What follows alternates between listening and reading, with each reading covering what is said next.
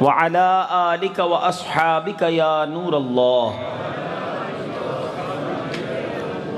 میٹھے میٹھے اسلامی بھائیوں اور مدنی چینل کے ناظرین، سوشل میڈیا پر جو براہ راست آج کے بیان میں شامل ہیں، اللہ کریم کا جس قدر شکر ادا کریں وہ کم ہے کہ رب کریم نے آج ایک بار پھر ہمیں اپنے اور اپنے حبیب علیہ الصلوۃ والسلام کے ذکر کے اس مبارک اجتماع میں شرکت کی سعادت بخشی ہے۔ اللہ تعالی ہم سب کا جمع ہونا اپنی بارگاہ میں قبول فرمائے۔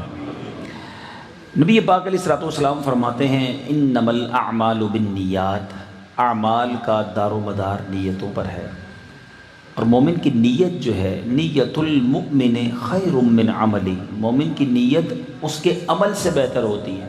تو آئیے بیان سے پہلے کچھ اچھی نیتیں کر لیجئے کہ اللہ عز و جل کی رضا پانے، ثواب کمانے کے لیے اول تا آخر بیان میں شرکت کروں گا، گفتگو کرنے سے بچتے ہوئے، موبائل فون کے استعمال سے بچ کر توجہ کے ساتھ دھیان سے بیان سنوں گا۔ میٹھے میٹھے اسلامی بھائیوں، درود پاک پڑھنے کے بے شمار فضائل و برکات ہیں، بہت ساری احادیث فضائل درود میں ملتی ہیں، اور کئی واقعات بھی بزرگان دین نے اپنی کتابوں میں لکھے، اور آج وہ واقعات ہم جب پڑھتے ہیں، سنتے ہیں تو ایمان تازہ ہو جاتا ہے۔ درود پاک کی فضیلت پر مشتمل بڑی مشہور و معروف کتاب ہے آب کوثر۔ اس میں ایک بڑا شاندار واقعہ لکھا ہے۔ منقول ہے کہ ایک دوست نے اپنے ایک دوست سے قرض لیا، ادھار لیے پیسے، وقت پورا ہو گیا، پیسے دینے کی باری آئی تو جس نے دینے تھے اس کا کاروبار خراب ہو چکا تھا، اس کے پاس لوٹانے کے لیے رقم نہیں تھی۔ دوست تقاضا کرتا رہا، یہ وقت مانگتا رہا، وقت گزرتا رہا، آخر کار تنگ آ کر جس نے پیسے لینے تھے وہ عدالت چلا گیا۔ جج صاحب، قاضی صاحب کو کہا کہ یہ میرا دوست ضرور ہے لیکن میری رقم نہیں دے رہا۔ قاضی صاحب نے بلا کر کہا کہ تم نے اس کے پیسے دینے ہیں؟ کہا دینے ہیں۔ کتنے دینے ہیں؟ کہا 3000 درہم دینے ہیں۔ 3000 درہم جو ہیں وہ کب دو گے؟ کہا ابھی تو کاروبار نہیں ہے، کوئی میرے پاس آمدنی کا ذریعہ بھی نہیں ہے، بالکل کلاش ہو گیا ہوں۔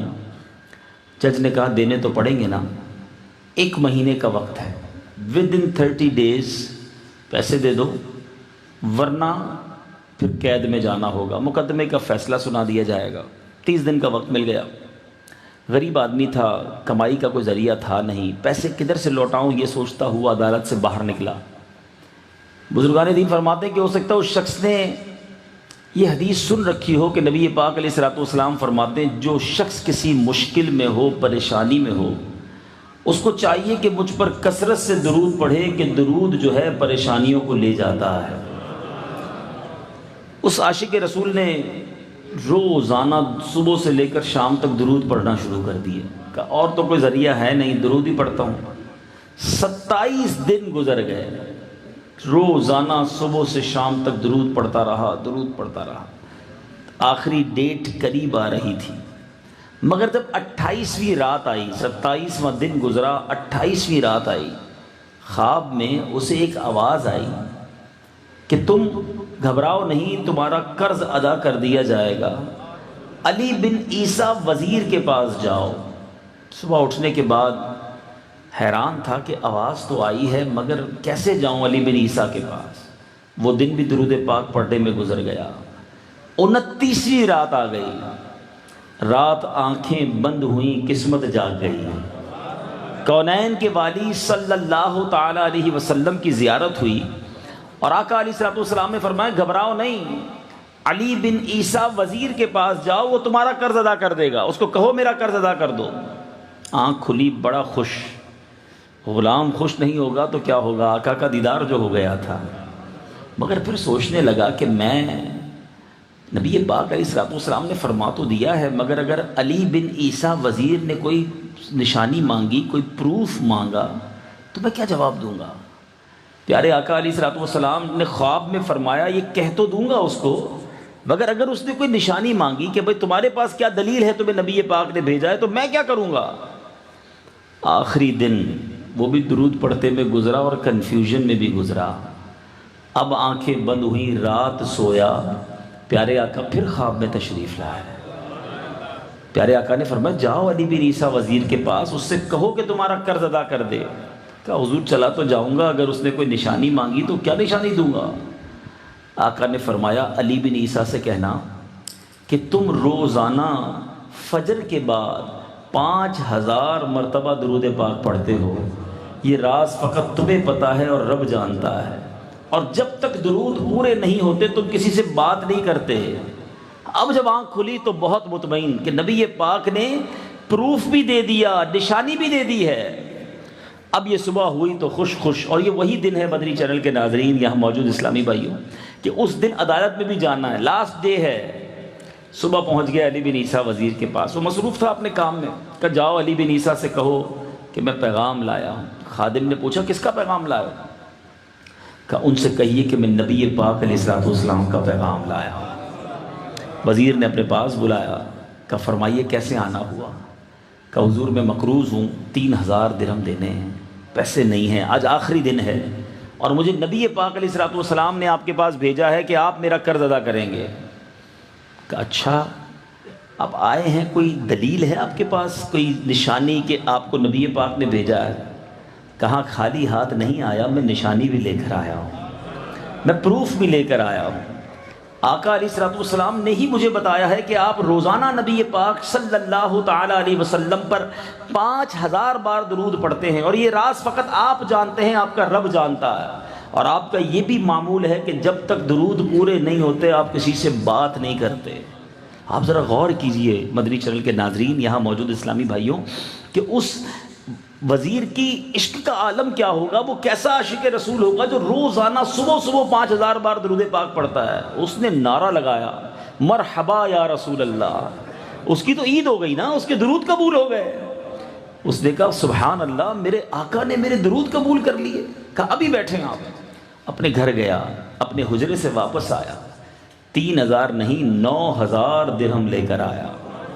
کہ حضور 3000 تو نبی پاک نے فرمایا، آقا کا حکم لبیک یا رسول اللہ، یہ لیجئے 3000 آپ اتنی اچھی خبر لے کر میرے گھر آئے ہیں، میرے گھر پہ آپ نے قدم رکھے، یہ اس کا نذرانہ ہے، 3000 اور لے جائیے، اس سے کچھ بچوں کے لیے کام کاج شروع کیجئے، اور ایک وعدہ کر جائیے کہ اب زندگی میں جب بھی آپ کو کوئی کام پڑے گا، جب بھی ضرورت ہوگی، آپ میرے پاس آئیں گے، میں آپ کا بھائی ہوں۔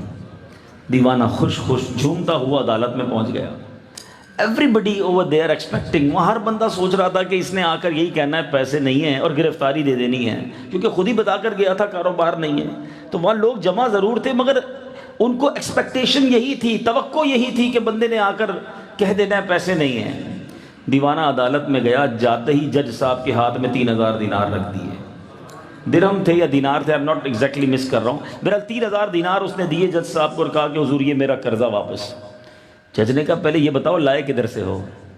تم تو کہتے تھے کاروبار نہیں ہے، تم کہتے پیسے نہیں ہیں، وقت پر پورے پیسے کیسے آ گئے؟ اللہ اکبر! اس عاشق رسول نے گویا زبان حال سے بتا دیا کہ اتنا دیا سرکار نے مجھ کو، اتنی میری اوقات نہیں، یہ تو کرم ہے ان کا، ورنہ مجھ میں تو ایسی بات نہیں۔ سارا واقعہ عدالت میں سنا دیا کہ میں نے کچھ نہیں کیا، میں تو درود پڑھتا رہا۔ آقا خواب میں تشریف لائے، انہوں نے وزیر کا پتہ بتایا، انہوں نے میرا مسئلہ حل کر دیا۔ اللہ اکبر! غور کیجئے میرے بیچ اسلامی بھائیوں، اس زمانے کے لوگ کتنے پیارے تھے۔ جج صاحب، قاضی عدالت کا اپنی سیٹ سے کھڑا ہو گیا، کہتا ٹھہرے میں بھی آتا ہوں۔ اپنے کمرے میں گیا، واپس آیا، اس کے ہاتھ میں بھی 3000 دینار ہیں، کہتا ہے سارا ثواب علی بن عیسیٰ لے جائے گا، میں تمہارا قرضہ ادا کرتا ہوں۔ اچھا جس نے کیس کیا تھا، جو دوست بھی تھا، وہ بھی تو نبی کا غلام تھا صلی اللہ تعالیٰ علیہ وسلم، وہ بھی دیکھ رہا تھا سارا معاملہ، کہتا ہے رکو رکو، کاغذ قلم منگوائیے، میں اس بندے کا قرضہ ہی معاف کر دیتا ہوں، میں بھی تو نبی کا غلام ہوں۔ اللہ اکبر! اب اس دیوانے نے کیا کیا، وہ 3000 دینار جج کو واپس دیے، جج صاحب قرضہ تو ساڑھا معاف ہو گیا، آپ کی رقم واپس لے لیں۔ وہ جج بھی عاشق رسول تک کہتا ہے جو پیسے آقا کے نام پہ نکالے میں نے واپس نہیں لینے ہیں، یہ بھی تم لے جاؤ۔ غور کیجئے، ایک رات پہلے جو بندہ 3000 دینار کا مقروض ہے، اب 12000 دینار لے کر گھر کو جا رہا ہے۔ درود پاک یہ کمال کا وظیفہ ہے۔ شاعر کہتے ہیں نا، دکھوں نے تم کو جو گھیرا ہو تو درود پڑھو، दुखों ने तुमको जो घेरा हो तो दुरूद पढ़ो, जो हाजिरी की तमन्ना हो तो दुरूद पढ़ो। अगर आप वाकई परेशान हैं, कोई बीमार बैठा होगा, कोई कर्जदार बैठा होगा, कोई रोज़ी रोज़गार के मसाइल का शिकार होगा, कोई बच्चों की प्रॉब्लम्स में शिकार होगा, हमारा प्रॉब्लम यह है हमें सॉल्यूशन मिल चुका है, हमें नबी पाक अलैहिस्सलाम ने बड़ा शानदार फार्मूला दे दिया है, मगर हम सब के पास जाते हैं, सबको पुकारते हैं, ना अल्लाह को पुकारते हैं, ना अल्लाह के हबीब की बारगाह में हाज़िरी देते हैं। तो मेरे मीठे इस्लामी भाइयों, अगर किसी भी परेशानी में है ना, खूब दुरूद पढ़ें, कसरत से दुरूद पढ़ें। आप फील करेंगे, आप महसूस करेंगे कि आपकी बीमारी दूर हो रही है, आपकी रोज़ी में बरकत हो रही है, आपके मसले हल हो रहे हैं। दुरूद पाक माशाअल्लाह ऐसा शानदार वजीफ़ा है। और अब तो वैसे ही मिलाद का महीना आ गया है, आका की विलादत का महीना है, इसमें तो वैसे भी दुरूद पाक की कसरत करनी है। बल्कि यहाँ मैं एक मशवरा देना चाहूँगा ओकाड़ा में आज जो इतने सारे इस्लामी भाई आए हैं कि वैसे भी नबी पाक की विलादत का महीना है। दुनिया का दस्तूर है कि जब किसी की विलादत होती है, बर्थडे होता है, तो तोहफ़ा दिया जाता है। मैं आपसे पूछना चाहता हूँ कि नबी पाक अलैहिस्सलाम के लिए क्या तोहफ़ा तैयार किया है? आप अपने आका को इस बार क्या तोहफ़ा देंगे? हैं वैसे तो शायर लिखते हैं ना, क्या पेश करें जाना, क्या चीज़ हमारी है, ये दिल भी तुम्हारा है, ये जान भी तुम्हारी है। मगर नबी पाक की बारगाह में तोहफ़ा पेश, पहला तोहफ़ा आज इज्तिमा का ये समझ लें, मैं भी नियत करूँ, कोशिश भी करूँ, आप भी नियत करें कि इंशाअल्लाह इस महीने में रोज़ाना 1200 बार दुरूद पाक पढ़ेंगे इंशाअल्लाह। और ये ज़्यादा देर नहीं लगेगी। अस्सलातु वस्सलामु अलैका या रसूल अल्लाह, ये भी दुरूद पाक है। सल्लल्लाहु तआला अला मुहम्मद सल्लल्लाहु अलैहि वसल्लम, ये भी दुरूद पाक है। आप कोशिश तो करें, 30-40 मिनट 50 मिनट में आपके पूरे 1200 हो जाएंगे। नियत करते हैं रोज़ाना दुरूद पाक कसरत से पढ़ेंगे इंशाअल्लाह। सुभान अल्लाह। ये मिलकर मोहब्बत के साथ दुरूद पाक पढ़ ले। सल्लु अलल हबीब सल्लल्लाहु तआला अला मुहम्मद सल्लल्लाहु अलैहि वसल्लम। एक बार फिर सल्लु अलल हबीब। मीठे मीठे इस्लामी भाइयों, नबी पाक सल्लल्लाहु तआला अलैहि वसल्लम वो अजीम हस्ती हैं कि जिनकी वजह से ये सारी कायनात बनाई गई है। The reason of all creation, वजह तख्लीक़ कायनात, ये ज़मीन, ये आसमान, ये सूरज, ये तारे, सब कुछ नबी पाक अलैहिस्सलातु वस्सलाम की वजह से बना है। आप कौनैन के दूल्हा हैं, आप दोनों आलम के दूल्हा हैं, आपकी वजह से ये सारी बारात सजाई गई है। और ये मैं ऐसे ही नहीं कह रहा, हदीस कुदसी है, रब फरमाता है लौला कलमा खलक़तु दुनिया, ए महबूब अगर मैं तुझे ना बनाता तो ये दुनिया भी ना बनाता। बरेली के ताजदार ने ऐसे ही नहीं लिखा कि वो जो न थे तो कुछ न था, वो जो न थे तो कुछ न था, वो जो न हो तो कुछ न हो, जान है वो जहान की, जान है तो जहान है। आका अलैहिस्सलातु वस्सलाम रब की इस पूरी कायनात की वजह हैं। मुफ्ती बरादर आला हजरत मौलाना हसन रज़ा खान साहब लिखते हैं ना, कौनैन बनाए गए सरकार की खातिर, कौनैन बनाए गए सरकार की खातिर, कौनैन की खातिर तुम्हें सरकार बनाया। अच्छा, अब गौर करने वाली बात है कि पिछली कौमें गुजरी, बहुत सारे लोग, कोई किस नबी का उम्मती था, कोई किसी नबी का उम्मती था। हम पर रब ने कितनी बड़ी मेहरबानी की कि हमें उस नबी अलैहिस्सलातु वस्सलाम का उम्मती बनाया जो हबीबुल्लाह हैं, जो रब के हबीब हैं, जो रहमतुल लिल आलमीन हैं, जिनकी वजह से कायनात बनी है। और इसलिए पता है हमारा मर्तबा क्या बन गया? जो पिछली उम्मतें हैं ना, तमाम उम्मतों से अफजल उम्मत इस उम्मत को करार दिया गया, क्योंकि नबी पाक के हम उम्मती हैं। सलातो सलाम में पढ़ते हैं ना, वो हमारे नबी उनके हम उम्मती, उम्मती तेरी किस्मत पे लाखों सलाम। हम हज़रत ईसा के उम्मती भी बन सकते थे, हज़रत मूसा के ज़माने में भी पैदा हो सकते थे, किसी और नबी के भी उम्मती बन सकते थे। कितना बड़ा रब ने इनाम किया। और अब आओ बताऊं फजीलत क्या मिलेगी क़यामत के दिन? जब तक नबी पाक सल्लल्लाहु तआला अलैहि वसल्लम की उम्मत जन्नत में दाखिल ना होगी ना, तब तक किसी और उम्मत को जन्नत में दाखिले की इजाज़त नहीं होगी। आका के बगैर नबियों को इजाज़त नहीं होगी, और नबी पाक की उम्मत के बगैर किसी और उम्मत को इजाज़त नहीं होगी। और मेरे इमाम लिखते हैं इसी बात को, फरमाते खुल्द है सब पर हराम, जाए ना जब तक गुलाम। آقا کے امتی جب تک نہ جائیں کسی اور کو جنت میں جانے کی اجازت ہی نہیں ہے. خلد ہے سب پر حرام جائیں نہ جب تک غلام, ملک تو ہے آپ کا تم پہ کروڑوں درود. سبحان اللہ. اب بڑی نازک سی باریک سی اور خوبصورت بات بتانی ہے. پیارے آقا علیہ الصلوۃ والسلام کی امت جو ہے سب سے آخر میں آئی, ٹھیک ہے, حساب سب سے پہلے ہوگا, جنت میں سب سے پہلے یہ امت داخل کی جائے گی. کسی کے ذہن میں سوال آ سکتا ہے کہ یار سب سے آخر میں آنے والوں کا حساب سب سے پہلے. علماء نے آداب لکھے ہیں کتابوں میں. بزرگ جب دسترخوان پر بیٹھے نا تو آداب پتہ کیا ہیں؟ آداب یہ ہیں کہ ان کے کھانے سے پہلے ہاتھ سب سے آخر میں دھلائے جائیں اور کھانے کے بعد سب سے پہلے دھلائے جائیں. بزرگوں کے ہوتے ہوئے دوسروں کے ہاتھ پہلے دھلائیں. ہاں, اب یہ ہو سکتا ہے یہ سوال بھی کسی کے ذہن میں آئے کہ بزرگوں سے تو کام کی ابتدا کرنی چاہیے. دسترخوان لگا ہوا ہے, علماء بیٹھے ہیں, تو سب سے پہلے تو علماء کے ہاتھ دھلائیں. کا نہیں, اور لوگوں کے ہاتھ دھلواؤ, سب سے آخر میں علماء کے. اس کی وجہ کیا ہے پتہ ہے؟ فرمایا عالم دین کو, بزرگوں کو کسی کا انتظار نہ کرنا پڑے ہیں, ہاتھ دھوئیں اور کھانا شروع کر دیں. اگر پہلے دھلواؤ گے تو باقیوں کو انتظار کرنا پڑے گا کہ باقی سب ہاتھ دھوئیں. کھانا کھا چکے, اب سب سے پہلے ہاتھ دھلوا دو تاکہ یہ فارغ ہو جائیں.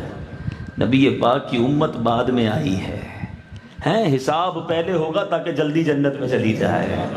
دیکھو تو صحیح مہربانی کتنی. علماء نے ایک اور بڑی پیاری وجہ بیان کی. آج میں اور آپ قرآن پڑھتے ہیں, بنی اسرائیل کے واقعات پڑھتے ہیں, حضرت موسیٰ کی قوم پر کیا عذاب ہوا, کسی پر جناب آندھی کا عذاب آیا, کسی پر شامیانے والے عذاب کا ذکر ہے قرآن میں, آگ برسی ہے, کسی کو جناب کس طرح طوفان کے ذریعے تباہ کیا گیا, طرح طرح کے عذاب آئے. اور ان قوموں کی غلطیاں ہم پڑھتے ہیں. قوم لوط نے کیا غلط کام کیا تو فلاں قوم نے, حضرت شعیب کی قوم نے جناب ناپ تول میں کمی کی تو فلاں قوم نے یہ کیا. پچھلی قوموں کی ہم وٹنس ہیں, ہم شاہد ہیں, ہم پڑھ رہے ہیں کہ پچھلی قوموں نے کیا کیا ہے. اگر سرکار کی امت بھی پہلے آتی تو ہمارے بعد والی قومیں پڑھتی کہ نبی پاک کی امت نے کیا کیا مسٹیکس کی ہیں. ہمارا پردہ رکھا گیا ہے, ہمارے بعد کسی نے نہیں آنا. نبی پاک آخری نبی اور آقا کی امت بھی آخری ہے. سوچو تو صحیح, آج جو عیب کسی پر نہیں کھلنے دیتے, آج جو عیب کسی پر نہیں کھلنے دیتے, کب وہ چاہیں گے میری حشر میں رسوائی ہو. ادھر بھی عیب چھپائے ہیں, ہمیں بڑی امید ہے اللہ کی رحمت سے, ادھر بھی عیب چھپا لیے جائیں گے. تو بہرحال ہمیں پراؤڈ ہونا چاہیے, فخر ہونا چاہیے, بار بار اللہ کا اس بات پر شکر ادا کرتے رہا کرو کہ اے اللہ تیری مہربانی بن مانگے. ہاں, یہ ایک اور بڑی بات ہے. بندہ ریکویسٹ کرے نا, بار بار گر گڑائے پھر دے دے کوئی, ٹھیک ہے بہت رویا تھا, بڑا گر گڑایا تھا, بڑی ضد کی تھی اس لیے دیا ہے, اور مانگا ہی نہیں اور اسے دے دیا جائے تو اس کی بات ہی کچھ اور ہوتی ہے. ہم میں سے کسی نے مانگا نہیں تھا پیدا ہونے سے پہلے کہ مولا جب بھی پیدا کیجیو نبی آخر الزمان کی امت میں پیدا کیجیے. ہمیں تو پتہ ہی نہیں تھا, اللہ نے یہ مہربانی بن مانگے عطا فرمائی ہے, اپنے حبیب کا امتی بنایا ہے. اتنی مہربانیاں پیارے آقا رات رات بھر, سنو ہم سے پیار کتنا فرماتے, اس امت کے غم میں راتوں کو رویا کرتے, اتنے طویل قیام فرماتے کہ آقا کے پیروں پر ورم پڑ جاتے. نبی پاک تو بخشے بخشائے ہیں, آقا کے صدقے ہم جنت میں جائیں گے. اتنی طویل عبادتیں, اتنے طویل سجدے, اتنی دعائیں, اتنے آنسو, یہ کس لیے ہیں؟ اے امتیوں تمہارے لیے ہیں. نبی پاک نے یہ رت جگہ ہمارے لیے کیے. اعلیٰ حضرت امام اہل سنت لکھتے ہیں نا, اللہ کیا جہنم اب بھی نہ سرد ہوگا, اللہ کیا جہنم اب بھی نہ سرد ہوگا, رو رو کے مصطفیٰ نے دریا بہا دیے. آقا اس امت کے لیے بہت روئے ہیں, اور آج میں امتیوں کے لیے, آج میں غلاموں کے لیے کچھ ایسی بات لے کر آیا ہوں کہ جس نبی کے اتنے احسان ہیں ان کے ہم پر کتنے حقوق ہیں. اللہ کے حبیب علیہ الصلوۃ والسلام کتنے مہربان ہیں. قرآن میں رب فرماتا ہے لقد جاءکم رسول من انفسکم عزیز علیہ ما عنتم حریص علیکم بالمؤمنین رؤوف الرحیم. ترجمہ کنز ایمان, بے شک تمہارے پاس تشریف لائے تم میں سے وہ رسول جن پر تمہارا مشقت میں پڑنا گراں ہے, تمہاری بھلائی کے نہایت چاہنے والے, مسلمانوں پر بہت ہی نہایت ہی رحم فرمانے والے. ہم مصیبت میں پڑے نا, آقا کو تکلیف ہو جاتی ہے, ہم تکلیف میں ہوں یہ وصف ہمیں صرف ماں باپ میں نظر آتا ہے. دنیا میں ہماری تکلیف سے کسی کو تکلیف ہو کبھی نہیں دیکھتے. ماں ہے کہ بیٹے کو تکلیف ہو تو ماں تڑپ جاتی ہے. والد ہے کہ بیٹا بیمار ہو تو اسے چین نہیں آتا ہے. یہ کنیکٹیوٹی ماں باپ میں تو دیکھی. مگر قرآن کہتا ہے کہ اللہ کے حبیب وہ ہیں کہ مومنین کا تکلیف میں پڑھنا گراں گزرتا ہے ان پر. وہ تکلیف محسوس کرتے ہیں. اتنی محبت کرنے والے آقا. اب بتاؤ پھر ہمیں کتنی محبت کرنی چاہیے, ہمیں کتنی ریسپیکٹ کرنی چاہیے, ہمیں کتنا فالو کرنا چاہیے.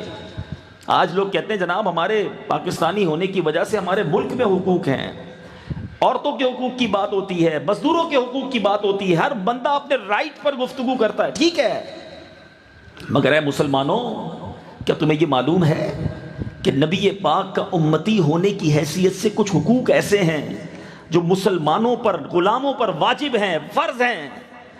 اور یہ بات قاضی عیاض نے شفا شریف میں لکھی کہ نبی پاک علیہ الصلوۃ والسلام کے امت پر حقوق کتنے ہیں. آپ نے شفا شریف میں 8 حقوق تحریر فرمائے. رائٹس آف رسول اللہ صلی اللہ تعالی علیہ وسلم اپون ہز امہ. نبی پاک کے اپنی امت پر حقوق کتنے ہیں؟ کبھی غور کیا کہ ہمیں پتہ بھی ہے کہ نہیں آقا کہ مجھ پر حقوق کتنے ہیں؟ میں نے اس کو ادا کرنے کی کوشش کرنی ہے, آج غور سے سننے ہیں. قاضی عیاض نے شفا شریف میں 8 حقوق تحریر فرمائے. نمبر 1 آپ فرماتے ہیں ایمان بالرسول. پہلے میں 8 گنوا دیتا ہوں, پھر سب کے بارے میں تھوڑی تھوڑی بات کرتے ہیں. ایمان بالرسول.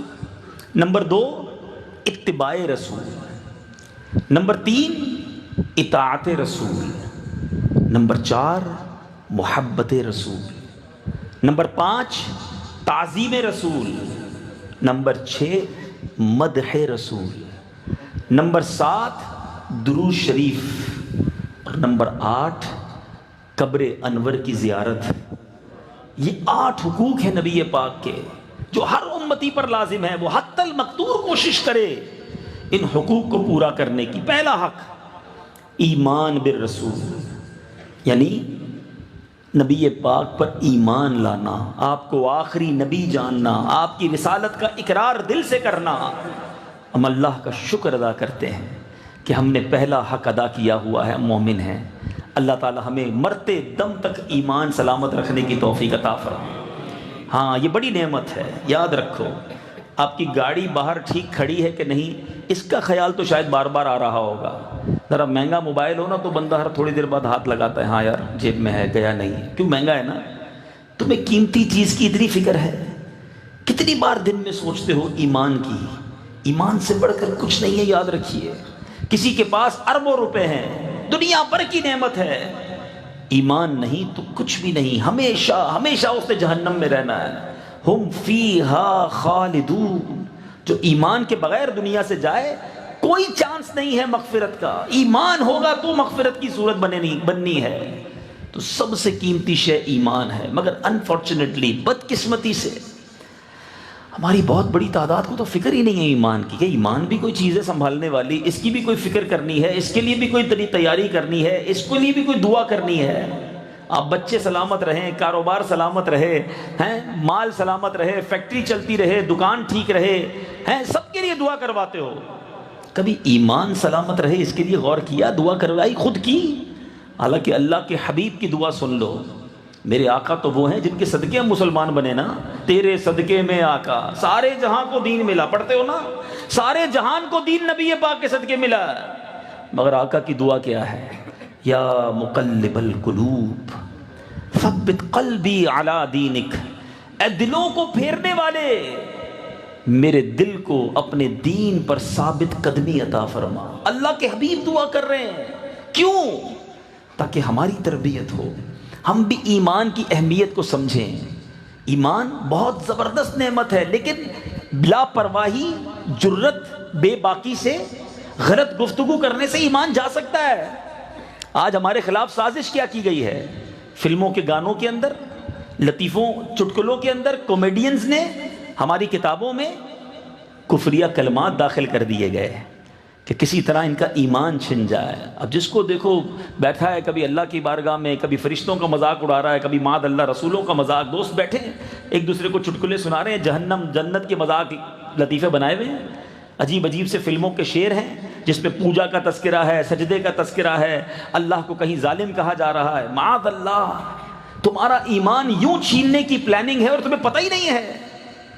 اعلیٰ حضرت امام اہل سنت نے آج سے 100 سال 125 سال پہلے لکھا تھا، اور اب تو ایسا لگتا ہے کہ یہ بات بالکل ہمارے سامنے ظاہر ہے کہ سونا جنگل، رات اندھیری، چھائی بدلی کالی ہے، سونے والوں جاگتے رہیو، چوروں کی رکھوالی ہے۔ کمال کا شعر لکھتے ہیں اعلیٰ حضرت کہ ایسے شاطر لوگ ہیں، ایسی پلاننگ کی کہ پتہ بھی نہ چلے اور ایمان چلا جائے۔ آپ فرماتے ہیں آنکھ سے کاجل صاف چرا لیں، یہاں وہ چور بلا کے ہیں۔ آنکھ سے کاجل کیسے چرا لیں؟ ہاں، آنکھ سے کاجل صاف چرا لیں، یہاں وہ چور بلا کے ہیں۔ تیری گٹھڑی تاکی ہے اور تو نے نیند نکالی ہے، تجھے احساس ہی نہیں ہے کہ تیرا ایمان چھیننے آیا ہے۔ لوگ کہتے ہیں یار سب کی سننی چاہیے، فلاں بھی بڑا اچھا بولتا ہے، ٹی وی پر آ کر وہ بھی بڑی باتیں کرتا ہے، سوٹڈ بوٹڈ آ کے ہمیں اسلام سکھانے آ جاتا ہے، اور ہم سب کی سن رہے ہوتے ہیں۔ ارے آقا کی باتیں اس سے سن رہے ہو جو خود نبی کی سنتوں سے دور ہے؟ ذرا سوچئے نا، مجھے بتائیے کبھی کسی نے علاج کے لیے کسی لوہار کے پاس گیا ہے کہ جناب لوہا بڑا اچھا بیچتے ہیں، ذرا بخار بھی چیک کر لیں؟ نہیں بھائی، ڈاکٹر کے پاس جاؤں گا، لوہار کے پاس کیوں جاؤں گا؟ بلڈنگ بنانی ہے کبھی ڈاکٹر کے پاس چلے جاؤ نا، ڈاکٹر صاحب آپ کی عمارت بہت اچھی ہے، آپ میری بھی عمارت بنا دیں۔ ڈاکٹر کہے گا میں نے بھی کسی بلڈر سے بنائی ہے، آپ بھی کسی بلڈر سے بنوائیے، نقشہ بنوائیے۔ عجیب معاملہ ہے ہمارے معاشرے میں، جتنا اسلام مظلوم ہے نا، دنیا کی ہر چیز ہم ایکسپرٹ سے معلوم کرتے ہیں۔ گاڑی لینی ہے تو کار کے شو روم پہ جاتے ہیں، کریانے کی دکان پہ نہیں۔ لیکن دین جس کی مرضی وہ سکھائے، جس کی مرضی قرآن کی تفسیر بیان کرے، جس کی مرضی وہ ہمیں جناب بتائے کہ دین میں کیا صحیح ہے کیا غلط ہے، وہاں نہیں دیکھتے کہ اس کے خود دین کتنا بڑا ہے۔ نبی پاک کا عشق دل میں ہے کہ نہیں ہے؟ پیارے آقا سے، صحابہ سے، اولیاء سے، اہل بیت سے دل میں محبت ہے کہ نہیں؟ اور ہم اس کی باتیں سن کے کہ نہیں جناب بڑی اچھی بات ہے، تھوڑی غلط کرتا ہے باقی ٹھیک کرتا ہے۔ نہیں میرے میٹھے اسلامی بھائیوں، یہ ایمان کے ڈاکو ہیں، ایمان سے بڑھ کر کچھ نہیں ہے۔ ایک جملہ نکلنے کی دیر ہے، ایک عقیدہ چینج ہونے کی دیر ہے، اور ایسا نہ ہو کہ یہ جو میں نے سنبھال کے ایمان رکھا تھا یہ مجھ سے کچھ چھین کے لے جائے۔ اپنے ایمان کی حفاظت کریں، اللہ سے دعا کرتے رہیں، اور اپنی زبان کی بے باکی سے بچیں۔ جو منہ میں آئے بک بک نہ کیا کریں۔ پھر ایک اور غلطی جو ہم سے ہوتی ہے بڑی تعداد میں، کہ خدا نہ خواستہ کسی کے گھر میں فوتگی ہو جائے، کسی کے گھر میں اللہ نہ کرے کوئی حادثہ ہو جائے، پھر جو اول فول بکا جاتا ہے، اللہ کو میرا ہی گھر ملا تھا، معاذ اللہ، میرا جوان بیٹا اللہ تو نے کیوں لے لیا، تجھے کیا ضرورت تھی؟ کہیں اللہ کو نا انصافی کرنے والا، کہیں رب کو ظالم ثابت کیا جا رہا ہے، پتہ بھی نہیں کہ غم کے اندر کیا کیا بول گئے۔ نہیں میرے میٹھے اسلامی بھائیوں، اگر مشکل آئی ہے تو صبر کا دامن نہیں چھوڑنا۔ بیٹا چلا گیا دنیا سے اور ساتھ ایمان باپ کا چلا گیا تو بڑی مصیبت آ گئی نا، تو خدا را اس کی باؤنڈریز ہیں، سمجھیے۔ یہ پہلا حق ہے نبی پاک کا، اور ہماری نجات کا ذریعہ بھی یہی ہے کہ اگر ایمان نہیں تو بنے گا کیا؟ اللہ تعالیٰ میرے اور آپ کے ایمان کو سلامت رکھے، ہم اللہ کرے کہ مرتے دم تک مسلمان رہیں۔ حدیث پاک ہے انما الاعمال بالخواتیم، اعمال کا دار و بدار خاتموں پر ہے۔ اگر خاتمہ ہی ٹھیک نہیں ہے، کئی حج کر لیے، کئی عمرے کیے، کئی صدقے دیے، کئی خیراتیں دیں، اور قبر میں گئے تو بے ایمان گئے ہیں، ایمان ہی چھن گیا تو کس کام کا؟ اور یہ بات شاید ابھی بھی یہاں موجود اسلامی بھائیوں کو یا مدنی چینل کے ناظرین کو نہ سمجھ آئے کہ یار یہ ایمان بھی جا سکتا ہے، میں بابا مسلمان، خاندانی مسلمان، میرا ایمان کیسے چلا جا سکتا ہے؟ آؤ میں اس کی بات کرتا ہوں جس کو سبھی جانتے ہو، سبھی جس کی عزت کرتے ہو، پیران پیر، پیر دستگیر، شیخ عبد القادر جیلانی، سیدی غوث اعظم، اولیاء کے سردار ہیں۔ غوث پاک پتہ ہے کیا کہتے ہیں؟ لک ایٹ ان کا خوف خدا دیکھیں، ان کی ایمان سے محبت دیکھیں، ڈر دیکھیں اللہ کا۔ فرماتے لوگ کہتے ہیں آج عید کا دن ہے، عید کا دن ہے، عبد القادر کے لیے عید کا دن وہ ہوگا جب اپنا ایمان سلامت لے کر قبر میں جائے گا۔ غوث پاک ڈرے ایمان کی سلامتی کے لیے، اور ہم جیسے گناہگار کہیں نہیں بھائی ایمان کو کیا ہو جائے گا۔ یہ بہت بڑی بے وقوفی ہے۔ دا موسٹ پریشیس تھنگ، سب سے قیمتی چیز جو آپ کے پاس ہے وہ آپ کا ایمان ہے، حفاظت کیجئے۔ بے باکی سے ڈریے، بار بار دعا مانگتے رہیں، کلمہ پڑھتے رہیں، اپنی زبان کو کلمے کا عادی بھی بناؤ. ہیں پورے پورے مہینے گزر جاتے ہیں زبان پہ کلمہ نہیں آتا. ایک بزرگ کا میں جملہ بھولتا نہیں، کمال کی بات انہوں نے کی. فرمایا روز اپنی زبان کو کلمے کا عادی بناؤ، کیونکہ ایک دن آئے گا زبان بھاری ہو جائے گی. جب سکرات کا عالم آئے گا نا، لفظ پورے ادا نہیں ہوں گے. جس کی زبان عادی ہوگی وہ مرتے وقت بھی کلمہ پڑ جائے گا. ہماری زبانیں تو گالیاں نکالتی ہیں، ابے تبے، تو تڑاک، تیری یہ تیری وہ، عجیب عجیب منہ سے گندی باتیں کرنے والے. میں ایک آپ کو پریکٹیکل بتاتا ہوں. کبھی آپ گاڑی میں جا رہے ہیں، موٹر سائیکل پہ جا رہے ہیں، وہ بندہ جس کی زبان پر گالیاں ہیں، گندی باتیں ہیں، اس کی موٹر سائیکل اچانک کہیں بریک لگے، ایکسیڈنٹ ہوتے ہوتے بچ جائے، گاڑی رکے، اس کی زبان سے آپ دیکھیں گے فوراً گالی نکلے گی، ابے تیری ایسی وہ عجیب عجیب باتیں. اور سبحان اللہ، جس کی زبان پر درود ہو، جس کی زبان پر کلمہ ہو، جس کی زبان پر نبی پاک کا ذکر ہو، آپ دیکھ لیجئے گا، میں آپ میں سے بھی کئی ایسے ہوں گے کہ جیسے ہی گاڑی اچانک بریک لگاتی ہے تو فوراً یا اللہ زبان سے نکلتا ہے، یا رسول اللہ زبان سے نکلتا ہے، یا غوث پاک زبان سے نکلتا ہے. کیوں نکلا؟ کیونکہ جب دھکا لگتا ہے نا، جو اندر ہوتا ہے وہ باہر آ جاتا ہے. اب آپ کی مرضی اندر کیا بھرنا ہے. کہیں ایسا نہ ہو کہ مرتے وقت بھی زبان پر گالیاں آ جائیں، مرتے وقت بھی اللہ کی نافرمانی والی باتیں. ایسا ہوا ہے کہ جب بندہ ایکسیڈنٹ ہوا، منہ سے گالیاں نکال رہا تھا کیونکہ ہوش نہیں تھا. اب وہی نکل رہا ہے جو اندر جمع کیا ہوا ہے. اچھا بھر لو، آقا کا ذکر، نبی کی محبت. ہم کیسے زندگی میں زبان سے بری باتیں کریں بھائی؟ آقا کے غلام ہیں جن کی زبان سے پھول جھڑا کرتے تھے، ہیں وہ دہن جس کی ہر بات وحی خدا، چشمہ علم و حکمت پہ لاکھوں سلام، وہ زبان جس کو سب کن کی کنجی کہیں، اس کی نافذ حکومت پہ لاکھوں سلام. ایسے نبی کے غلام ہو کر زبان اول فول بکے، یہ گندی باتیں ہی ایمان کی بربادی کا سبب بنتی ہیں. نہ نکالو اپنی زبان سے گندی بات. بہرحال پہلا حق کیا تھا؟ ایمان بالرسول. دوسرا حق سبحان اللہ اتباع سنت رسول. یہ نبی پاک کا حق ہے کہ ہم ان کی سنت پر عمل کریں، ان کی سنت کو فالو کریں. اور قرآن میں رب فرماتا ہے، ہم میں سے سبھی چاہتے ہیں نا اللہ سے محبت کریں، اللہ ہم سے محبت کرے، اللہ کے پسندیدہ بن جائیں. لوگ کہتے ہیں یار اللہ سے محبت کی بات کرو. چلو قرآن سے پوچھتے ہیں، اللہ سے محبت، اللہ سے نزدیکی، اللہ کا قرب کیسے ملے گا؟ رب کا کلام فرما رہا کل ان کنتم تحبون اللہ، ہیں فرمایا اے رسول فرما دیجئے اگر تم لوگ اللہ سے محبت کرتے ہو. اللہ سے محبت کی بات کرنی ہے نا، چلو اللہ کے کلام سے ہی سیکھتے ہیں. کل ان کنتم تحبون اللہ، اے رسول لوگوں سے کہہ دیجئے اگر تم اللہ سے محبت کرتے ہو فاتبعونی. آقا فرماتے ہیں تو میری اتباع کرو. محبت اللہ سے کرنی ہے اور اتباع رسول کی کرنی ہے. آگے اس کا رزلٹ کیا ملے گا؟ آقا فرماتے ہیں قرآن کہتا ہے یحببکم اللہ ویغفر لکم ذنوبکم واللہ غفور الرحیم. قرآن کہتا ہے جب نبی کی اطاعت کرو گے تو ملنا کیا ہے؟ اللہ تم کو اپنا محبوب بنا لے گا. ایک یہ ہے کہ میں اللہ سے محبت کروں، تو کرتے ہی ہیں سارے. اللہ محبوب کیسے بنائے گا؟ اللہ محبوب جب بنائے گا جب نبی کی اطاعت کرو گے. میں آج قرآن کی اور حدیث کی بات کرنے آیا ہوں. قرآن میں رب فرماتا ہے اگر اللہ سے محبت کرتے ہو تو محبوب کی اطاعت کرو. اطاعت کرو گے، اتباع کرو گے، فالو کرو گے. تو یہ نہیں فرمایا کہ ٹھیک ہے تمہاری محبت پوری ہو گئی، تم محبت کرنا چاہتے تھے نا، اوکے محبت کرنی پوری نہیں. اللہ تمہیں اپنا محبوب بنائے گا. اور پھر کیا فرمایا؟ فرمایا تمہارے گناہوں کو بخش دے گا. اور اللہ بہت زیادہ بخشنے والا اور رحم فرمانے والا ہے. مگر آج ہم سنت رسول سے کتنا دور ہیں. یہ آیات صحابہ نے بھی سنی تھی، تو صحابہ کرام نے سنت پر کیسے عمل کیا؟ صحابہ کرام نے تو ان سنتوں پر بھی عمل کیا جس کا حکم بھی نہیں دیا.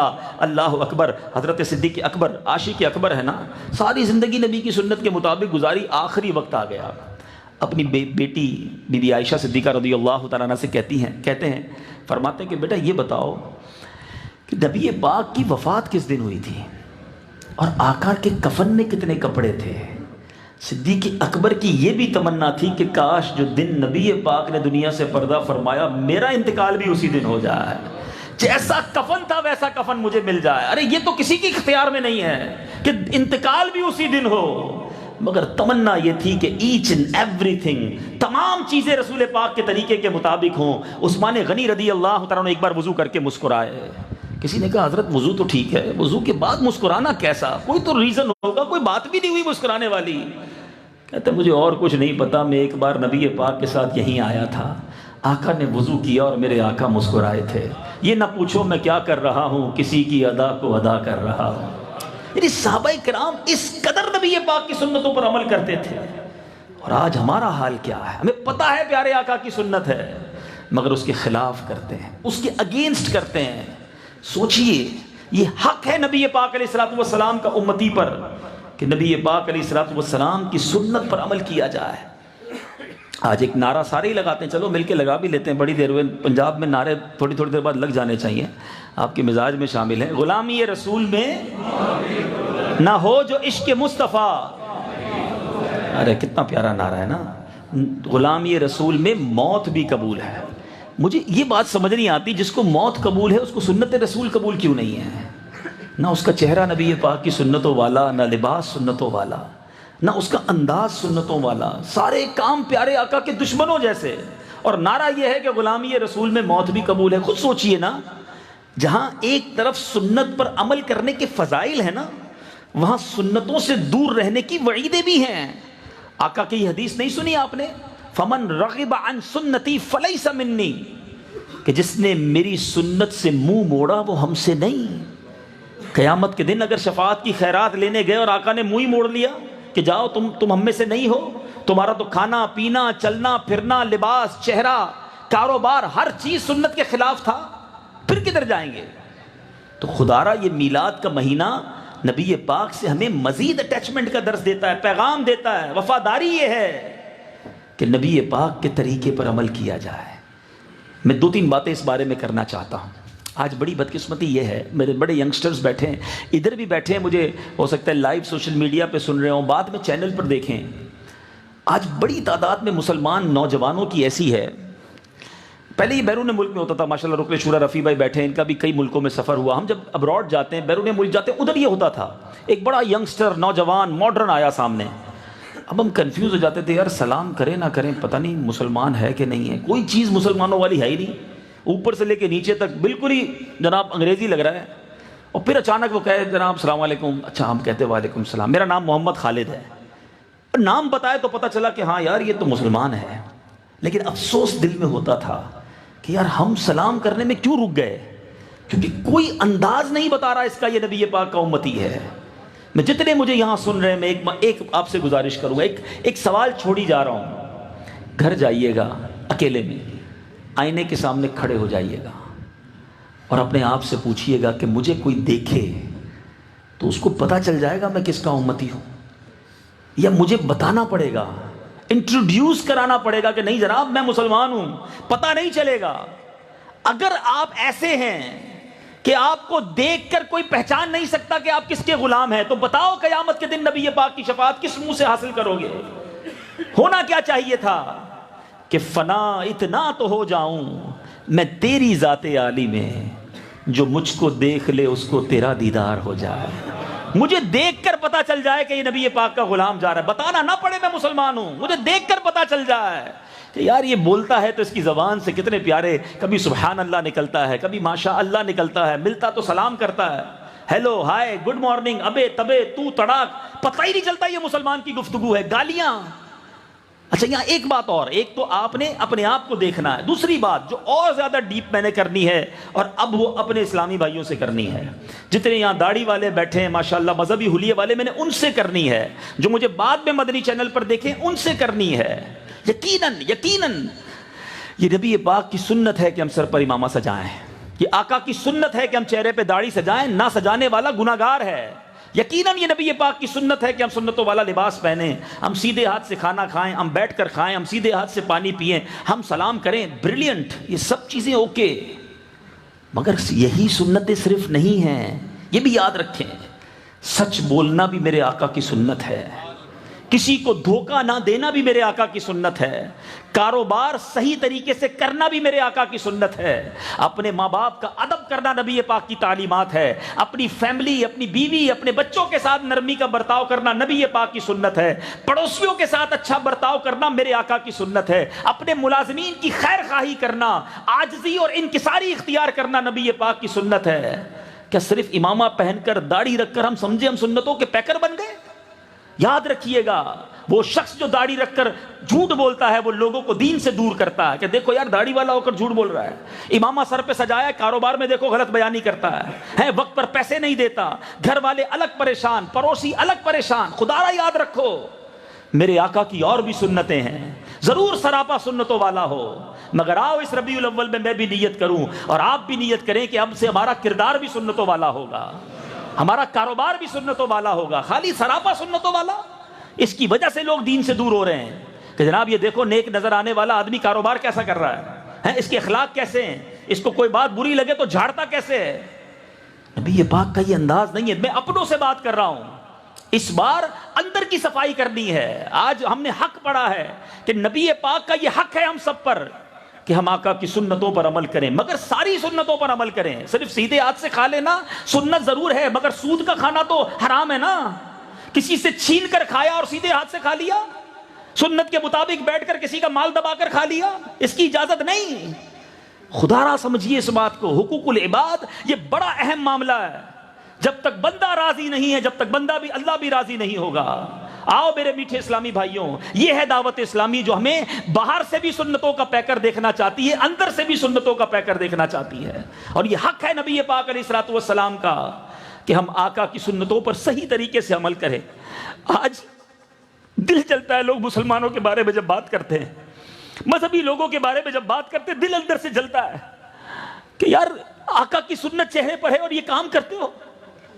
ہاں میں نبی کی سنت ضرور سجاؤں گا، مگر میرے کوئی قریب کافر آئے گا تو کلمہ پڑھ کے مسلمان ہو جائے گا جب وہ ہمارے اخلاق دیکھے گا۔ میرے آقا نرم تھے، میرے آقا شفیق، مہربان، سچ بولنے والے، وعدے پورے کرنے والے، اپنے آپ کو تکلیف میں ڈال کے دوسروں کو راحت پہنچانے والے۔ اور ہم کہتے ہیں دوسروں کا بیڑا غرق ہوتا ہو تو ہو جائے، میرا کام سیدھا ہونا چاہیے۔ یہ اسلام نہیں ہے۔ وہ سنتیں اپناؤ کہ تمہیں دیکھ کر غیر مسلم مسلمان ہو جائیں۔ آج مسلمان ہم سے پریشان ہیں، آج ہمارے دوست ہم سے پریشان ہیں۔ نہ کریں ایسا۔ آج سارے میرے بھائی نیت کریں۔ میں دوبارہ کہتا ہوں امامہ ضرور پہننا ہے، کوئی یہ نہ سمجھے کہ میں امامہ داڑھی اور لباس کے معاذ اللہ خلاف بات، یہ پہلے ضروری ہے۔ داڑھی نہیں تو واجب ہے تو گناہگار ہو جائیں گے، مگر ساتھ ساتھ اندر بھی صاف کرنا ہے۔ میں بھی دعا کرتا ہوں، آپ بھی دعا کریں، اللہ ہمیں حقیقی نبی پاک کا سنتوں کا عامل بنا دے، ہمارا چہرہ بھی سنتوں والا ہو، ہمارا لباس بھی سنتوں والا ہو، ہماری گفتگو بھی سنتوں والی ہو، ہمارا دل بھی اجیالہ ہو، ہم تکبر سے پاک ہوں، ہم نرم ہوں، ہم شفیق ہوں، ہم لوگوں کے خیر خواہ ہوں، ہمارے ماں باپ ہم سے راضی رہیں، ہمارے بھائی بہن ہمیں دعائیں دیں، ہمارے پڑوسی کا حق کتنا ہے پتہ ہے آپ کو؟ ایک بار نبی پاک علیہ الصلوۃ والسلام سے عرض کیا گیا کہ حضور ایک عورت ہے، بڑی نمازیں پڑھتی ہے، بڑی صدقہ کرتی ہے، روزے رکھتی ہے، حضور اس کے پڑوسی اس سے بڑے پریشان ہیں۔ آقا نے فرمایا وہ جہنمی ہے، روزے نمازیں صدقے، پڑوسی پریشان۔ پھر فرمایا حضور ایک عورت ہے ایکسٹرا روزے نہیں رکھتی، نفلی روزے نہیں رکھتی، وہ زیادہ صدقہ خیرات نہیں کرتی، مگر پڑوسی بڑے خوش ہیں۔ آقا نے فرمایا وہ جنتی ہے۔ ہم نے تو سوچا ہی نہیں پڑوس میں رہتا کون ہے، پتہ بھی نہیں ہوگا کئیوں کو نام، پڑوسی کا تو بچہ ہم سے پریشان ہے، گاڑی کبھی اس کے گھر کے آگے پارک کر دیں گے، کچرا کبھی اس کے گھر کے آگے ڈال دیں گے، ہمارے گھر کا شور بیچارے کو رات سونے نہ دے، اور شکایت کرنے آئے تو ہم لڑنے کے لیے تیار ہو جائیں گے۔ یہ اسلام نہیں ہے۔ ہمارے اسلاف وہ تھے جن کے غیر مسلم پڑوسی ان کے اخلاق کی وجہ سے مسلمان ہو جاتے تھے، مگر آج ہمارے پڑوسیوں کا کیا حال ہم نے کر رکھا ہے۔ اللہ کرے کہ دل میں اتر جائے میری بات۔ تیسرا حق نبی پاک علیہ الصلوۃ والسلام کا اطاعت رسول، ایک ہے اتباع اور ایک ہے اطاعت۔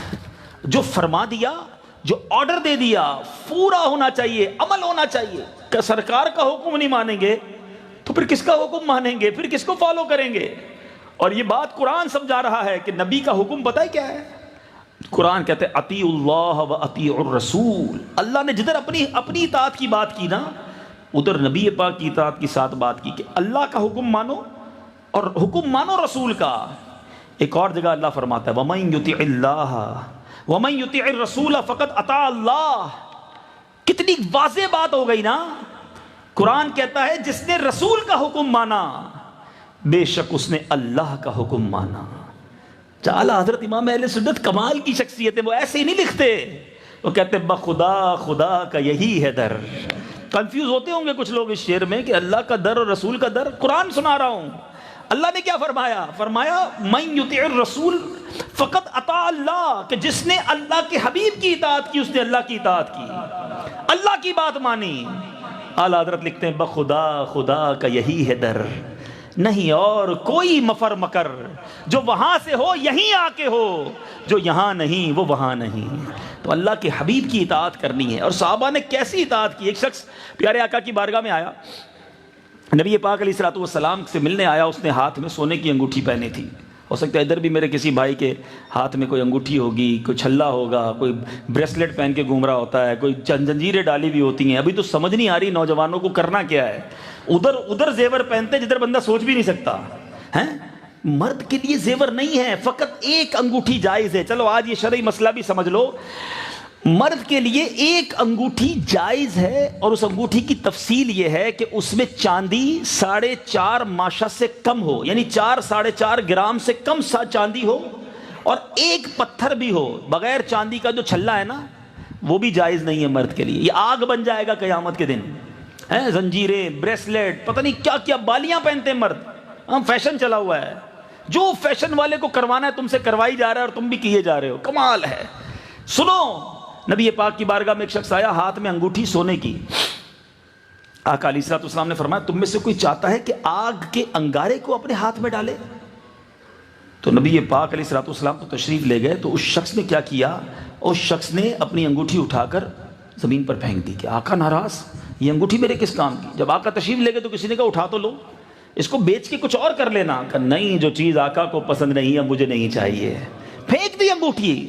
یہ جذبہ تھا صحابہ کرام کا. اور آج ہم وہ سارے کام کر رہے ہیں جس کے بارے میں نبی پاک نے منع فرمایا. آقا نے نہیں فرمایا جو دھوکہ دے من غش فلیس منی، جو دھوکہ دے وہ ہم میں سے نہیں. آج کس معاملے میں دھوکہ دیا جا رہا ہے؟ اتنے دھوکے کے واقعات سنتے ہیں. کھانے میں ملاوٹ، میڈیسن میں ملاوٹ، کس چیز میں ملاوٹ نہیں کرتا اس کو مرنا نہیں جو ملاوٹ کر کے مال بیچتا ہے. نہ جانے لکڑی کا برادہ کھلا دیتے ہیں، پتہ نہیں کیا کیا اسکینڈل پکڑے جاتے ہیں. گوشت کی جگہ کس کا گوشت کھلا رہے ہیں، سموسوں کے اندر پتہ نہیں قیمہ کون سا ڈال رہے ہیں، دوائیوں کے اندر کون سے کیمیکل ڈال رہے ہیں، سب سکوں کی خاطر. مجھے کسی نے بتایا پچھلے دنوں ایک اسکینڈل پکڑا گیا کہ بلڈ دیا جاتا ہے جو مریض کو. بلڈ تو بالکل آخری وقت میں مشکل حالت میں دیا جاتا ہے نا، اس خون میں بھی ملاوٹ کرتے ہیں. اللہ اکبر، اللہ اکبر. کیا کرو گے ان پیسوں کا؟ تھوڑے پیسوں کی خاطر دھوکا. نبی پاک فرمائے من غش فلیس منی، دھوکا دینے والا ہم میں سے نہیں. کدھر گئی تمہاری عشق رسول؟ جھوٹ بولتے وقت کیوں یاد نہیں آتا؟ خدا را ان تمام باتوں کو سوچئے. آقا علیہ الصلوۃ والسلام نے جو ہمیں زندگی گزارنے کا طریقہ بتایا ہے، جو بھلائی کا، حقوق العباد کا ہمیں درس دیا ہے، اس پر ہمیں عمل کرنا ہے. آگے چلتے ہیں. محبت رسول ہیں. چوتھا حق کیا ہے؟ پیارے آقا سے محبت کی جائے. اچھا، محبت تو سارے ہی کرتے ہیں، تو کیا ہماری محبت کمپلیٹ ہے؟ درود پاک پڑھ لیں، صلو علی الحبیب.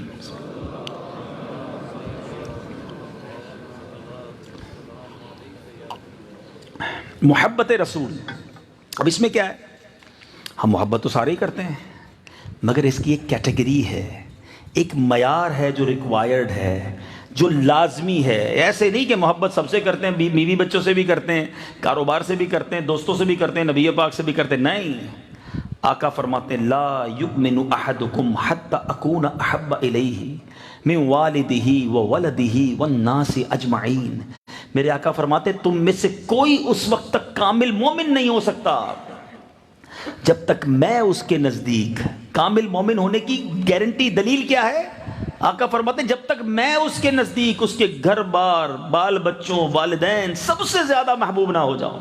ایچ اینڈ ایوری تھنگ، تمام چیزوں سے زیادہ نبی پاک سے محبت کرنی ہے. کیا ہم کرتے ہیں؟ غور کیجئے. جمعے کے خطبے میں ایک اعلان ہوتا ہے، بار بار سنتے ہیں لیکن سمجھتے بھی نہیں ہیں. کبھی پوچھا بھی نہیں امام صاحب سے کہ حضور ہر جمعے عربی خطبہ دیتے ہیں، کچھ معنی بھی بتا دیں.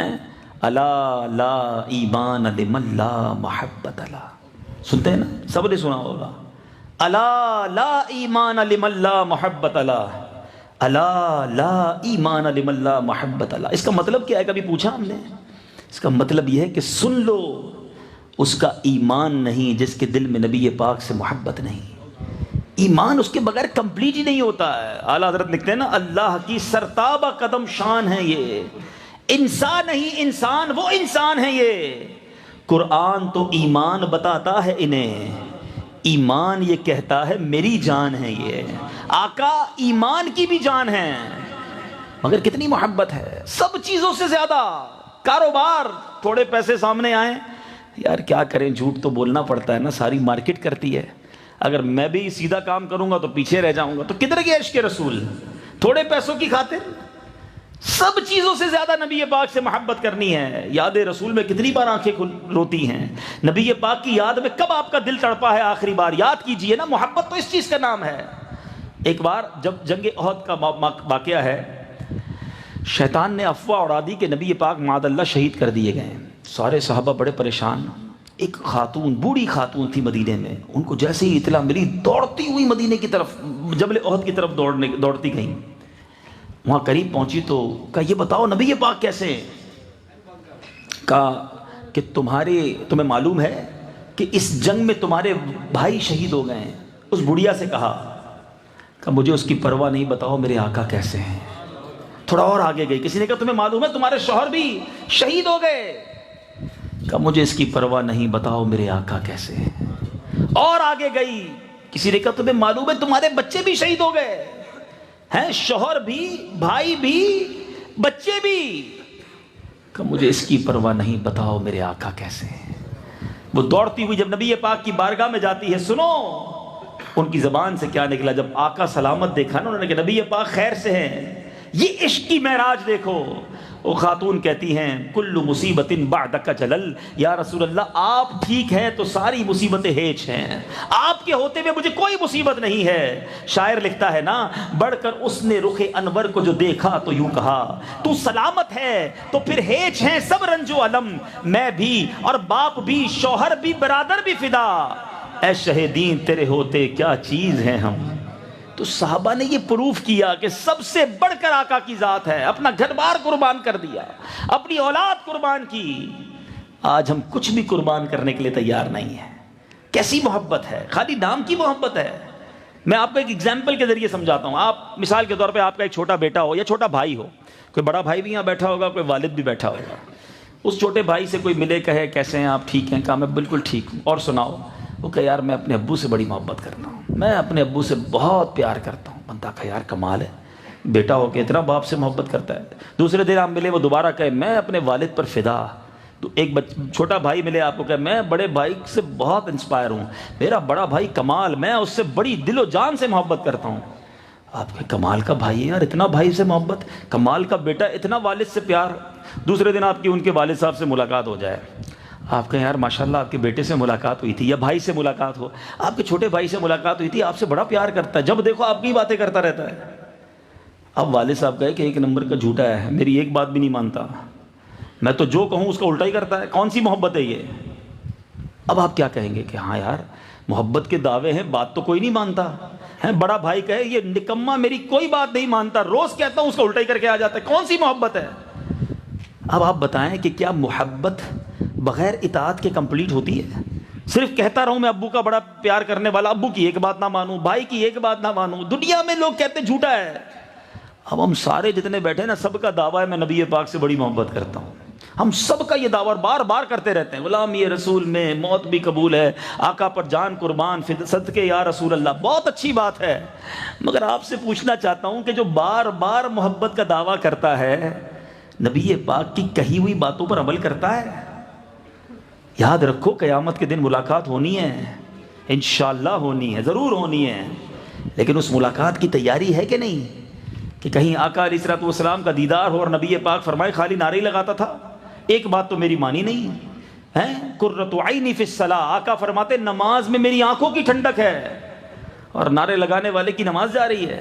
سوچئے نا, ہم لنگر کھانے والے نیازی ضرور ہیں, مگر اس نیازی سے پہلے ہم نمازی ہیں. آقا سب سے زیادہ نماز کی تاکید فرماتے رہے, اور ہم نماز چھوڑ دیں, فجر چلی جاتی ہے. کئی لوگ ملتے کہتے ہیں بس جناب وہ 4 نمازیں تو ہو جاتی ہیں, فجر میں آنکھ نہیں کھلتی. میں ان سے پوچھتا ہوں جن کی فجر میں آنکھ نہیں کھلتی, کبھی آپ نے ایسا تو نہیں کہا کہ صبح 6 بجے ٹرین تھی, آنکھ نہیں کھلی, ٹرین چلی گئی؟ کبھی ایسا ہوا آپ کا؟ 4 بجے اسٹیشن چلے جاتے ہیں یار، پھر بعد میں کہیں نیند نہ آ جائے ہیں. 6 بجے فلائٹ ہو تو رات 12 بجے سے آپ کیا، وہ اکاڑا میں ویسے بھی ایئرپورٹ نہیں ہے، آپ تو شاید رات سوتے ہی نہیں ہوں گے جس کی 6-7 بجے لاہور سے فلائٹ ہو کے چلو بھائی آنکھ نہ لگ جائے. اور اگر سونا ہے تو 3 الارم بھی اور 4 رشتہ داروں کو بھی کہہ کے سوتے، دیکھو بھائی جہاز نہ نکل جائے، پھر بڑی مہنگی ٹکٹ ہے. جہاز نہیں نکلا آپ کا کبھی، ٹرین آپ کی کبھی نہیں نکلی، کوئی آفس کی اہم میٹنگ ہے وہ کبھی مس نہیں ہوئی. سیٹ کہہ دے جو صبح 8 بجے نہیں آئے گا وہ کل سے نوکری پہ نہ آئے، 7:45 بجے دروازے پہ ملازم کھڑا ہوگا، بھائی نوکری چلی جائے گی.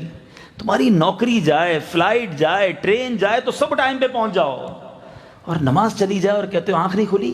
اپنے آپ سے پوچھو، نماز کی اہمیت نہیں ہے جو نوکری کی اہمیت ہے، جو فلائٹ کی اہمیت ہے وہ آپ کے دل میں نماز کی نہیں ہے. کیسے نماز چلی جائے؟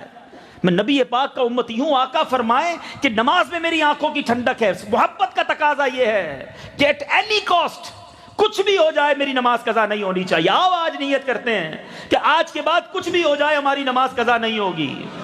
ایسے نہیں، ایسے نعرہ لگاؤ کہ شیطان ادھر سے چلا جائے، آج کے بعد ہماری کوئی نماز قضا نہیں ہوگی. پھر دیکھیں میلاد بناؤ نا نمازی بن کر، میلاد بناؤ اپنا آپ سجا کر، دیکھو کیسی برکتیں ملتی ہیں. میرے پاس وقت تھوڑا ہے ورنہ میں ہر حق پر زیادہ بات کرتا. اب آگے چلتے ہیں. آقا علیہ الصلوۃ والسلام کا 5واں حق لکھا تعظیم رسول. نبی پاک کی جو ریسپیکٹ ہے نا وہ یقیناً ہر مسلمان کے دل میں ہے، لیکن صرف آقا کی ریسپیکٹ نہیں، آقا سے نسبت رکھنے والی تمام چیزوں سے محبت. یہ معاملہ بڑا نازک ہے، یہ ہلکی سی بھی گستاخی ایمان سے بندے کو باہر کر دیتی ہے. بالکل شائبہ بھی نہیں لا سکتا کوئی، تصور بھی نہ کرے. نقص کدھر سے آ گیا؟ اعلیٰ حضرت سے پوچھو. وہ کمال حسن حضور ہے کہ گمان نقص جہاں نہیں، یہی پھول خار سے دور ہے، یہی شمع ہے کہ دھواں نہیں. آقا سے ٹوٹ کر محبت کریں اور نبی پاک کی نسبت والی ہر چیز سے محبت کریں. ایک بار امام اہل سنت کا کیا ہوا، اعلیٰ حضرت دسترخوان پہ بیٹھے تھے اور وہاں پر کدو شریف بھی موجود تھا. تو اعلیٰ حضرت نے ایک ککڑی کہتے ہیں جس کو کدو ہی کہتے ہیں نا آپ لوگ، کدو اٹھا کر کھایا. اعلان کر دیا کہ کوئی بھی نہیں کھائے گا، ساری ککڑی میں کھاؤں گا. ساری ککڑی قریب کی گئی، اعلیٰ حضرت پورے دسترخوان کی ککڑی کھا گئے. لوگ حیران کہ امام اہل سنت تو یہ نہیں کرتے، سب کو کھلاتے ہیں، یہ انہوں نے کیا کیا؟ کہ حضور کیا وجہ ہے، آپ نے یہ کیوں کیا؟ آپ نے فرمایا جب میں نے پہلا پیس کھایا تھا نا وہ کڑوا تھا. کبھی کبھی منہ میں آ جاتی ہے کڑوی ککڑی جو ہے، اٹس ویری ڈیفیکلٹ، بہت مشکل ہو جاتا ہے پھر تو. اعلیٰ حضرت کہتے ہیں میرے عشق نے گوارا نہ کیا کہ کوئی ککڑی کھائے اور تھوک دے. میرے آقا کو پسند ہے، اس لیے میں نے اعلان کر دیا کہ سارے دسترخوان کی ککڑی میں نے ہی کھانی ہے. آقا سے محبت تو کرنی ہی کرنی ہے. نبی پاک سے نسبت والی ہر چیز، منہ مبارک سے، چادر شریف سے، آقا کے شہر سے، نبی کی گلیوں سے، نبی کی آل سے پتہ چل جائے کہ اس چیز کو میرے آقا سے نسبت ہے، ہماری جان فدا اس پر. اعلیٰ حضرت سکھا رہے ہیں نا، سید ہمارے درمیان ہوتے ہیں، یہ آل رسول ہیں. میرے رضا لکھتے ہیں تیری نسل پاک میں ہے بچہ بچہ نور کا، آقا تو ہے عین نور، تیرا سب گھرانہ نور کا. آقا سے محبت ایسی کرنی ہے، تعظیم ایسی کرنی ہے، نبی پاک کی ہر چیز. اب یہاں اس کو میں صرف ایک بات بتا دوں کہ یہ کتنا جس کو کہے کہ نازک معاملہ ہے کہ پیارے آقا علیہ الصلوۃ والسلام کو گالی دینے والا معاذ اللہ، یا ان کی ذات، ان کے خاندان، ان کے دین، ان کی خصلت میں نقص بتانے والا، یا اس کی طرف اشارے کنائے کرنے والا، کسی بری چیز سے تشبیہ دینے والا، آپ کو عیب لگانے والا، آپ کی شان کو چھوٹی بتانے والا یا تحقیر کرنے والا، یہ ایمان سے خارج ہو جاتا ہے، ایمان والا ہی نہیں رہ سکتا. جو معاذ اللہ نبی پاک کے بارے میں کوئی ایسی بات، آپ کی نسبت والی کسی چیز کے بارے میں بات کرے تو بہرحال میرے میٹھے اسلامی بھائیوں تعظیم کا مقام ہے اور بہت زیادہ ادب ریکوائرڈ ہے. اب نبی پاک علیہ الصلوۃ والسلام کا ایک اور حق کیا ہے، سبحان اللہ، اور وہ ہے مدح رسول.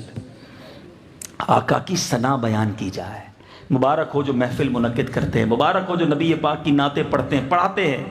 یہ حق ہے نبی پاک کا کہ امتی ان کی مدح بیان کرے اور بار بار بیان کرے. ہمیں کتنا وقت ہو گیا اپنے بارے میں سوچیں کہ اس پورے دن میں نے کتنی بار اپنے آقا کی شان بیان کی. اچھا دنیا کا دستور ہے، آپ کسی کے ساتھ بیٹھے نا، ایک بندہ ہوتا ہے اس کو اپنے بھائی سے یا دوست سے یا کسی چیز سے پیار ہوتا ہے، ہر تھوڑی دیر بعد اسی کا ذکر کرے گا.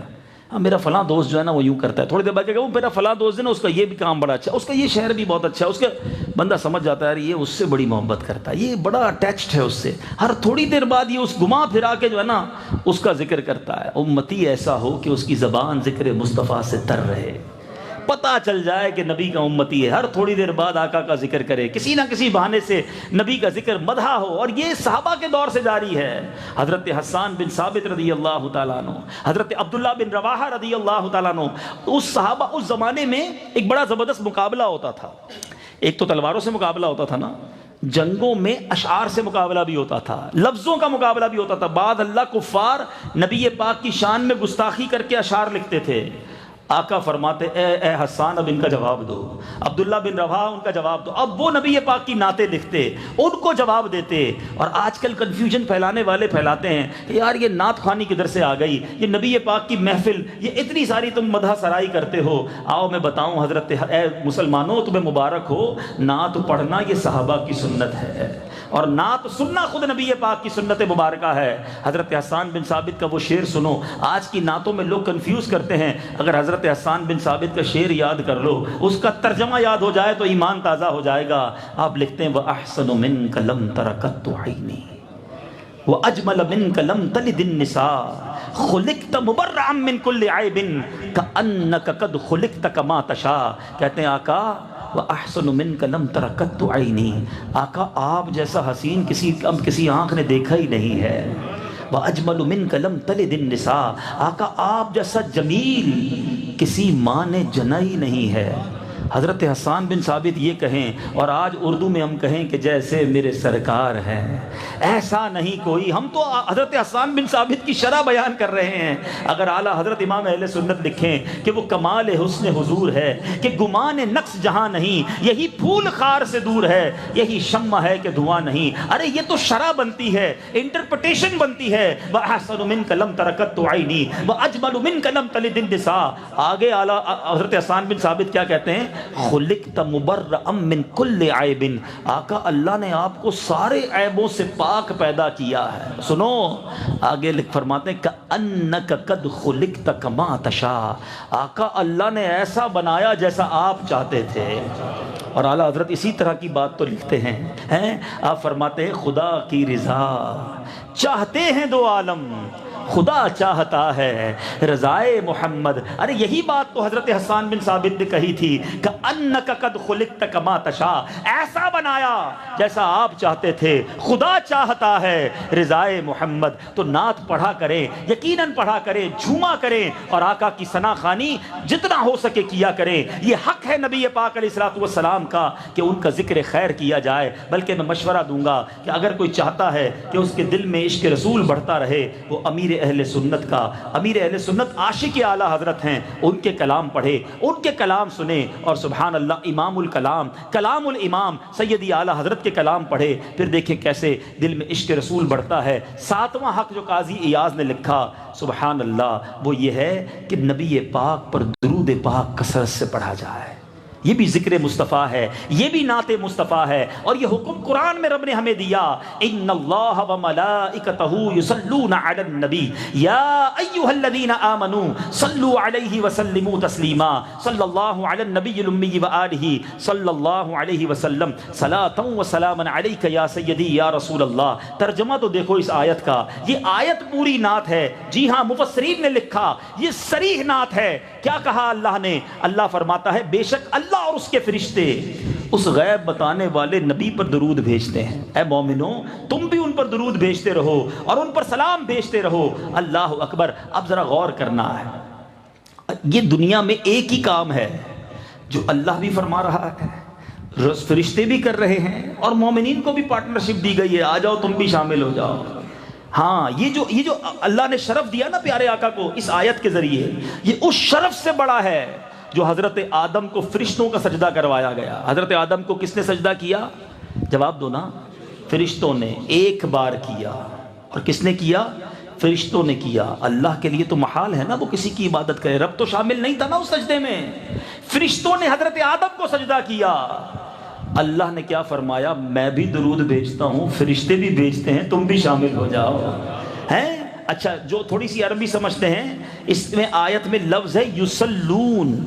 جو یصلون ہے نا، یہ کنٹینیو ورک پر دلالت کرتا ہے، ہمیشگی پر. ایسا نہیں اللہ اور اس کے فرشتوں نے ایک بار درود بھیج دیا اے مومنو تم بھی بھیجتے رہو. نہیں، مسلسل اللہ اور اس کے فرشتوں کی طرف سے درود آ رہا ہے. اے مومنو تم بھی پڑھنا شروع کر دو. میرے آقا کو درودوں کی ضرورت نہیں، یاد رکھیے گا. اربوں خربوں نہیں، خربوں بھی تھوڑے ہیں، لاکھ محدود، نہ جانے کتنے اللہ کے فرشتے ہیں، سب نبی پاک پر درود بھیج رہے ہیں. ہاں یہ الگ ہے، اللہ کا درود بھیجنا رحمت نازل کرنا ہے، فرشتوں کا درود بھیجنا اللہ کی بارگاہ میں ہمارے آقا کے لیے استغفار کرنا ہے. ہمارا درود بھیجنا نبی پاک کے لیے دعا کرنا ہے. ہم دعا کرتے ہیں کام اپنا ہی بن جاتا ہے، جھولی اپنی ہی بھر جاتی ہے. بیان کے شروع میں بھی نیت کروائی تھی، پھر نیت کروا لیتا ہوں. اب حق ہے نبی پاک کا کہ امتی درود بھیجے، تو نیت کریں انشاءاللہ کم از کم ربیع الاول کے مہینے میں روزانہ 1200 بار درود پاک پڑھیں گے. آخری حق، 8 حقوق میں سے 8واں حق اللہ اللہ، وہ حق یہ ہے کہ امتی پر حق ہے کہ نبی پاک علیہ الصلوۃ والسلام کی روضے کی حاضری کو جائے، پیارے آقا کی قبر منور کی زیارت کرے، وہ تڑپتا رہے نبی پاک کے قدموں میں جانے کے لیے. یہ حق ہے امتی کا. اللہ اکبر. اور فضائل کیسے ہیں؟ قرآن نے کہا ایسے نہیں جاتے. مجرموں کو قرآن نے بھیجا ہے. رب فرماتا ہے وَلَوْ أَنَّهُمْ إِذْ ظَلَمُوا أَنفُسَهُمْ جَاءُوكَ فَاسْتَغْفَرُوا اللَّهَ وَاسْتَغْفَرَ لَهُمُ الرَّسُولُ لَوَجَدُوا اللَّهَ تَوَّابًا رَحِيمًا.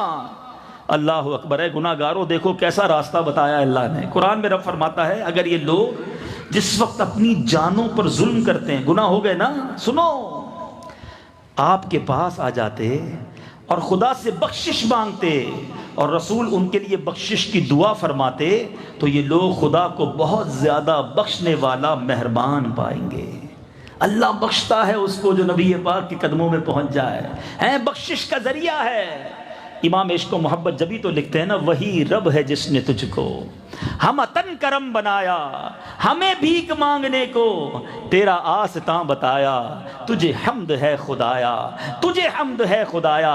یہ جو لفظ جاؤ کا آیا نا کہ محبوب کے قدموں میں چلے جائیں، اعلیٰ حضرت لکھتے ہیں مجرم بلائے آئے ہیں، جاؤ کا ہے گواہ، پھر رد ہو کب یہ شان کریموں کے در کی ہے. تو اے میرے میٹھے اسلامی بھائیوں، نبی پاک کی حدیثیں تو سنو. مدینے کے لیے ہم کیوں نہ تڑپیں، ہماری آنکھیں کیوں نہ بہیں مدینے کی یاد میں. آقا فرماتے من زار قبری وجبت لہو شفاعتی، جس نے میرے روضے کی زیارت کی اس پر میری شفاعت واجب ہو گئی. اللہ اللہ، آقا کے روضے کی زیارت کرے تو شفاعت کے حقدار بن جائیں. ایک جگہ میرے آقا فرماتے ہیں من زارنی بعد موتی فکأنما زارنی فی حیاتی ومن مات بعہد الحرمین بعث من الآمنین یوم القیامہ. آقا فرماتے جس نے زندگی میں میری زیارت کی، جس نے میری دنیا سے جانے کے بعد زیارت کی، وہ ایسا ہے جیسے اس نے میری زندگی میں میری زیارت کی.